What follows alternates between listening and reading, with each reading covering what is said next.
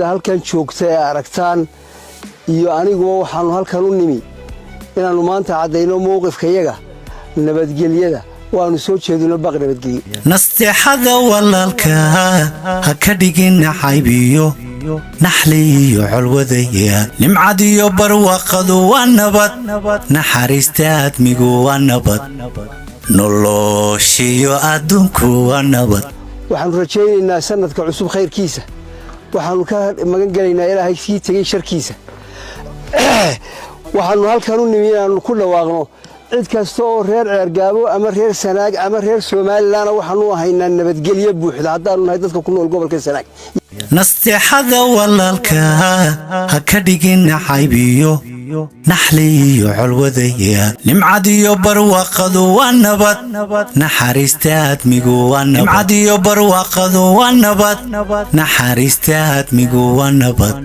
nuurkii islaamkiyo waxa lagu nagadaa waa nabad weeye dadka ku nool gobolka Sanaag iyo Ceergaabo nabadgelyo ugu baaqaynaa kii naga tagay naga qaxay iyo kan nala jooga kulligeed ban nabadgelyo ugu baaqaynaa ka halka degan nabadgelyo ugu baaqaynaa ka xagga degan nabadgelyo ugu baaqaynaa ka gurigiisa ka maqan nabadgelyo ugu baaqaynaa inta waxa noo raaca waxaan hambalyeynaa shirka ay qabsatay beesha Warsangeli waxaan ka filaynaa inay ka soo baxdo nabadgelyo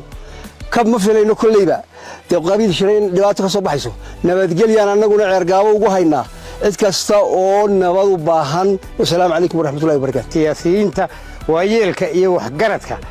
cid wal oo ku nool Soomaaliya ama Soomaaliga ku hadasha ama afafka kaleba ku hadashay in degmadan Ceergaabo ama gobolka Sanaag meelis gaar ahaan in wax ka dhaceen waa laga dheregsanaa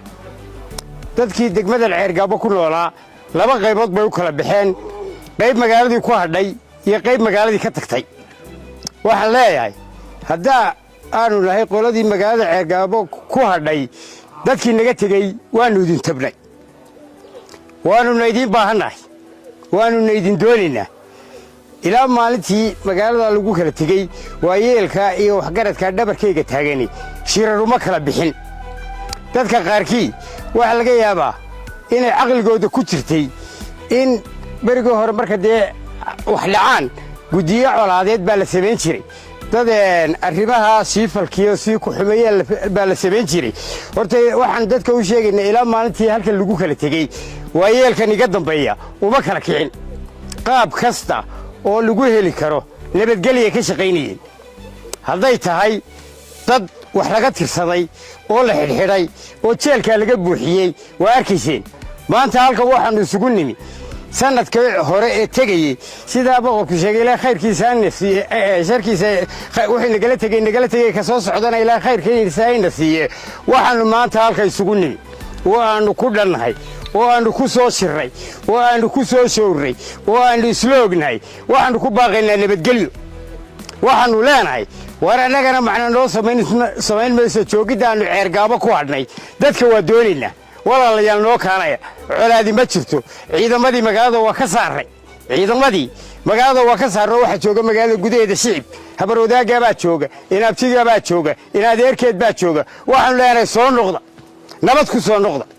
qodobkaas waa qodobka labaad ee aanu ka hadlaynaa waxa weeye waanu aad ugu faraxnay waanu aad u hambalyeynayna waanu aad iyo aad niyadayadu ugu fadhiisatay waanu ogaanay in xaggaana nabadgelyo laga shaqaynayo markii Warsangeli halkaa shir ku qabsaday shirka Warsangeli waa taageersanahay waana hambalyeynayna waana raacsanahay ilaahay waxaanu ka baryaynaa in go'aamo khayr qaba ay ka soo baxaan midna waa aaminsanahay la siyaasadana waa ku jiray marka meel rabo in colaad laga sameeyo ciidamadii iyo siyaasiyiinta loo dira mar haddii dhaqan isu tago waxa loo diray waxa weeye dhaqan colaad ma soo saaro shirkaana waa soo dhaweynayna go'aankii ugu dambeeyay iyo gabagabadii hadalkaygu waxay tahay anigoo intaa kaga wakiila waxaanu leenahay nabadgelyo haynaa ummadda islaamka ay maqal Soomaaliya meel joogtid maqal Soomaaliland meel joogtid maqal xukuumadda meel kasta joogtid maqal war nabad baanu haynaa nabadaasaanu idin haynaa dulmi ruuxii falayaa inkastuu dangaarsaday wuxuu dibinta ruuga marka daar taakhiro la dulgeeyo miisan dulmi ruuxi falayaa inkastuu dangaarsaday wuxuu dibinta ruuga marka daar taakhiru la dulgeeyo miisan